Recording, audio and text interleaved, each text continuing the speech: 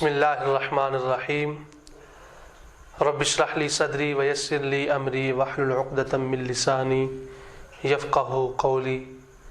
لک الحمد یا اللہ والصلاۃ والسلام علی سیدی یا رسول اللہ اما بعد قال اللہ تعالی ان الذین آمنوا وعملوا الصالحات سیجعل لهم الرحمن ودا صدقت یا رب العالمین ان اللہ وملائکتہ یصلون علی النبی یا ایھا الذین آمنوا صلوا علیہ وسلموا تسلیما اللہم صل علی سیدنا و مولانا محمد وعلی آل سیدنا و مولانا محمد واصحاب سیدنا و مولانا محمد وبارک وسلم۔ محتشم سامعین و ناظرین، اللہ تبارک و تعالیٰ کے فضل اور کرم سے رسول اکرم نور مجسم صلی اللہ علیہ وسلم کی نگاہ عنایت سے میں آپ کے سامنے نیوز اپڈیٹ کے ساتھ حاضر ہوں۔ دعا ہے کہ اللہ تبارک و تعالی ہم سب کو اور تمام امت مسلمہ پر اپنا خصوصی فضل و کرم فرمائے۔ محتشم سامعین حضرات، ہماری گفتگو کا عنوان شان اولیاء، محبت اولیاء رحمہم اللہ تعالی چل رہا ہے، جس کی آج قسط نمبر 4 آپ کے سامنے پیش کی جا رہی ہے۔ دعا ہے کہ اللہ تبارک و تعالی ہمیں حق گوئی کی توفیق عطا فرمائے۔ اللہ تبارک و تعالی کے محبوب بندوں کا تذکرہ چل رہا ہے۔ گزشتہ جو 3 اقساط آپ کے سامنے پیش ہوئیں، اس کے اندر اللہ تبارک و تعالی کی لارائب کتاب سے اور آقا علیہ الصلاۃ والسلام کے فرامین سے آپ کے سامنے اللہ کے محبوب بندوں کے ساتھ محبت کرنے کا طریقہ اور اللہ تبارک و تعالی اپنے بندوں کے ساتھ کیسے محبت فرماتا ہے، وہ ساری چیزیں آپ کے سامنے بیان کی گئی ہیں۔ اور اللہ کے ولی کی پہچان کیسے ہوتی ہے، اللہ تبارک و تعالی کے جو نیک بندے ہیں ان کو اگر دیکھا جائے تو کیسے پتہ چلے گا کہ یہ اللہ کا ولی ہے یا نہیں، یہ تمام چیزیں جو ہیں وہ احادیث کی روشنی میں آپ کے سامنے پیش کی جا چکی ہیں۔ آج کی ہماری گفتگو میں آقا علیہ الصلاۃ والسلام کے وہ فرامین کہ جو حضور صلی اللہ علیہ وسلم نے اللہ کے محبوب بندوں کی شان میں بیان فرمائے ہیں اور ہم تک پہنچے ہیں کہ اللہ تبارک و تعالی کسی عام بندے کو کیسے خاص فرما لیتا ہے، چاہے وہ عبادت کے ساتھ ہو، ریاضت کے ساتھ ہو، زہد تقوی کے ساتھ ہو، پرہیزگاری کے ساتھ ہو، تو اللہ تبارک و تعالی جب کسی سے محبت کا ارادہ فرما لیتا ہے تو پھر اس کا چرچا زمینوں اور آسمانوں میں کر دیا جاتا ہے۔ پھر اللہ تبارک و تعالی اس بندے کی محبت کو لوگوں کے دلوں میں ڈال دیتا ہے کہ جس سے رب خود محبت فرما رہا ہے، تمام احباب، تمام لوگ بھی اس سے محبت کرنا شروع ہو جاتے ہیں۔ اللہ تبارک و تعالی نے ہمیں اس امت کو ہر وقت گمراہی اور لادینیت سے بچانے کے لیے اپنے نیک بندوں کو پیدا فرمایا ہے، جو ہمہ وقت ہماری رہنمائی کرتے ہیں، وہ چاہے اولیاء کی شکل میں ہوں، صالحین کی شکل میں ہوں، علماء کی شکل میں ہوں یا مفتیان کرام کی شکل میں ہوں، تو وہ تمام احباب جو تمام امت مسلمہ کی ہمہ وقت صراط مستقیم پر چلنے کے لیے رہنمائی فرماتے ہیں، اللہ تبارک و تعالیٰ بھی ان سے محبت فرماتا ہے۔ تو کل والی حدیث مبارکہ جو ہے وہ آپ کے سامنے رکھی گئی تھی گزشتہ قسط کی۔ آقا کریم علیہ الصلاۃ والسلام نے ارشاد فرمایا وَإِن تَقَرَّبَا إِلَيَّ بِشِبْرٍ تَقَرَّبْتُ إِلَيْهِ ذِرَاعًا، کہ اللہ تبارک و تعالیٰ جب کسی بندے سے محبت فرماتا ہے تو پھر اللہ تبارک و تعالیٰ اس کو مخاطب کر کے فرماتا ہے وَإِن تَقَرَّبَا إِلَيَّ بِشِبْرٍ تَقَرَّبْتُ مِنْهُ ذِرَاعًا، اگر کوئی بندہ میری طرف بڑھتا ہے، بالشت بر میری طرف قریب ہوتا ہے، تو میں گز بر اس کے قریب ہو جاتا ہوں۔ تو پھر آگے اللہ تبارک و تعالیٰ ارشاد فرماتا ہے وَإِن تَقَرَّبَا إِلَيَّ ذِرَاعًا تَقَرَّبْتُ مِنْهُ بَاعًا، کہ اگر کوئی بندہ 1 گز کے برابر میرے قریب آتا ہے تو میں دونوں ہاتھوں کے پھیلاؤ کے مطابق اس کے قریب ہو جاتا ہوں۔ ویسے تو اللہ تبارک و تعالی اعضاء سے پاک ہے اور ہاتھوں سے اور ہاتھوں کے پھیلاؤ سے پاک ہے، لیکن مثال کو سمجھانے کے لیے اور لوگوں کے ذہن میں کسی قسم کا خیال نہ آ جائے، اس کو رفع کرنے کے لیے کہ ہاتھوں کے پھیلاؤ کے برابر،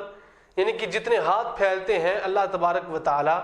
نیک بندے کے اتنا قریب ہو جاتا ہے۔ وَإِنْ أَتَانِي يَمْشِي أَتَيْتُهُ هَرْوَلًا، اور اللہ تبارک و تعالی کی طرف جو بندہ چل کے جاتا ہے، اللہ تبارک و تعالی اپنی قوت سے اس کی طرف دوڑ کے جاتا ہے۔ اس کا مطلب یہ ہے کہ اگر کوئی بندہ رب کی بارگاہ کی طرف چلتا ہے یا رب کی طرف چلتا ہے، صراط مستقیم پر چلنا شروع کرتا ہے، تو جتنی سپیڈ سے وہ جاتا ہے اللہ تبارک و تعالیٰ اتنی ہی زیادہ سپیڈ سے یا اتنی ہی زیادہ اپنی جو طاقت ہے اس کی طرف آتا ہے اور وہ اللہ کے قریب ہو جاتا ہے۔ یہی بات ہے کہ جو اولیاء ہوتے ہیں وہ زہد، تقوی، پرہیزگاری کی وجہ سے اور اس کے ساتھ نوافل ادا کرنے کی وجہ سے، مستحبات کی وجہ سے رب کا قرب پا لیتے ہیں، اور جتنا وہ رب کے قریب ہوتے ہیں اللہ تبارک و تعالیٰ ان سے زیادہ ان کے قریب آ جاتا ہے۔ پھر جا کر وہ دعا کرتے ہیں تو اللہ تبارک و تعالیٰ ان کی دعاؤں میں اثر فرما دیتا ہے۔ تو یہ طریقہ کار ہے رب کا قرب حاصل کرنے کا کہ ہم رب تعالیٰ کے قریب کیسے ہو سکتے ہیں۔ اب مسئلہ یہ ہے، سوال یہ ہے کہ آیا کہ ہم کسی ولی کی پہچان کیسے کر سکتے ہیں؟ کہ کوئی بندہ ہو وہ کہیں پر بھی عبادت کر رہا ہے، مثال کے طور پر جس طرح جو بزرگان دین تھے وہ جنگلوں میں جا کر عبادت کیا کرتے تھے،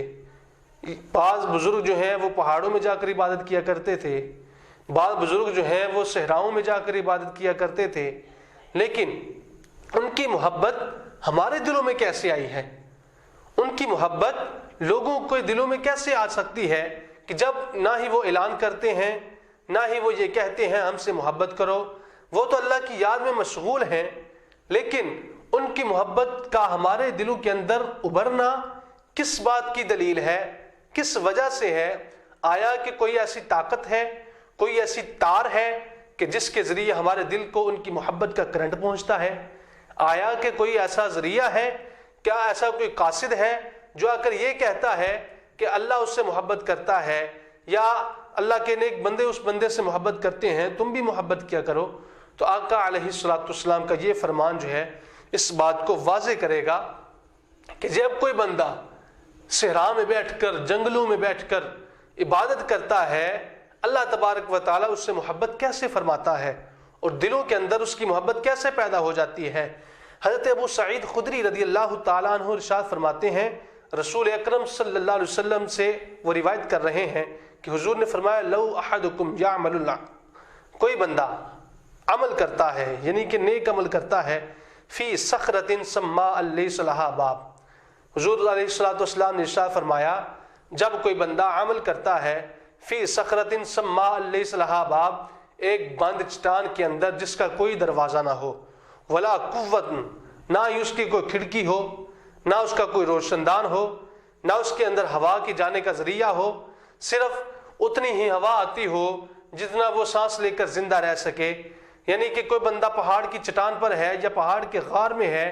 تو وہاں پر عبادت کر رہا ہے، نہ اس کا کوئی دروازہ ہے، نہ اس کی کوئی کھڑکی ہے، نہ اس کے ساتھ کوئی روشن دان رکھا ہوا ہے، نہ کوئی قاصد رکھا ہوا ہے، نہ بجلی کی تار لگی ہوئی ہے، نہ اس کے ساتھ سامنے کوئی ایسی چیز موجود ہے جس وجہ سے لوگوں کے ساتھ اس کا تذکرہ ہو جائے، تو حضور اکرم صلی اللہ علیہ وسلم ارشاد فرماتے ہیں جب یہ بات ہو جاتی ہے، کوئی بندہ بند چٹان میں ہوتا ہے، لأخرج اللہ عملہ، اللہ تبارک و تعالیٰ کہ ہاں وہ عمل کرتا ہے، تو پھر اللہ تبارک و تعالیٰ کیا ارشاد فرماتا ہے للناس کائنا ما کان، پھر اللہ تبارک و تعالیٰ اس کا صلہ عطا فرماتا ہے، اس کا صلہ عطا فرماتا ہے۔ اس کا صلہ کیسے ملتا ہے؟ بندہ بند چٹان میں ہو، عبادت کر رہا ہو، نوافل پڑھ رہا ہو، اللہ کی یاد میں مشغول ہو،